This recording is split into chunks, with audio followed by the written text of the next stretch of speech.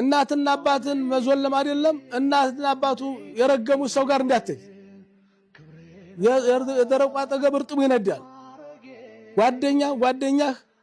እናቱ የለቀሰችበት አባቱ የረገመው ልከዋን እንዳትሄድ ተኮረና በላይ ሽሽው ተላላፊ በሽታ ነው ከባድ ነው የሱን ባህሪ ተወርስና ነገጣ ደግሞ አንተም እንደስተሆናል እንዳትር ብለዋል እርጉም ሰው ጋራ فإن له لا يقبلك الله ምንም ነገር አይቀበልህም ወቀድ ያቀዋልዴ ወላጆቹን ሐቅ የተጻረረን ሰው አትከተለ لأن حقهما أوجب حقا منه تواجب ሁሉ በላይ የወላጆች ሐቅ ነው حسن البصري أن رجلا قال له إني قد حججت አላቸው እኔ እኮ ሐጅ ሄርኩኝ አላቸው ወቀድ አዝነት لي أمي እናቴ ፈቅዳለኝ حج هركني سلاچو التدسطو فقال الحسن لك عادة تقعد حالو معها كناتها አጠገብ የምትቀመጣት አሉ አላማ አይዲቲያ ስትበላም አብራሃት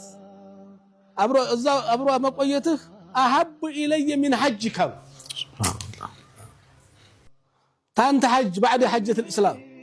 حج አንዴ ነው እናትህ ጋራ የምትበላው ቁርስ ምትበላው መሳጠ ገበ ተዋራት ይበልጣል ምን ትላለህ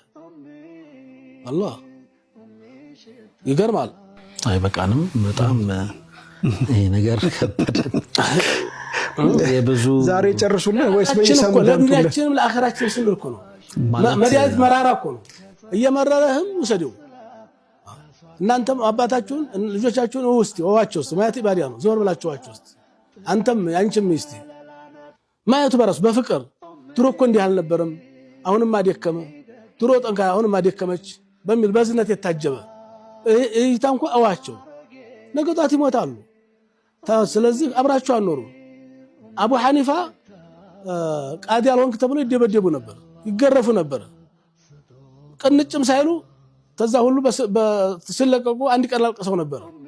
ምን አስለቀሰው ብሎት ጅራፉን ያስለቀሰው አይደለም አሉ የናቴ ሐቅ ነው አሉ ናቴ ምን ሆነ አይሆን የሚለው ነው እንጂ ግርፋቱ አይደለም ያስለቀሰኛሉ غم والدتي اشد علي من الضرب لا سي አሁን ሰው ታስሮ እናቱ ትዝም ትሏል ሱብሃንአላህ አይተም ይሁንት ስለዚህ من عصى والديه لم ير السرور من ولده ከልጆቹ ደስታ እንዳይጠብቅ ብሏል ከዛም ወላጆቹን ያስከፋ ሰው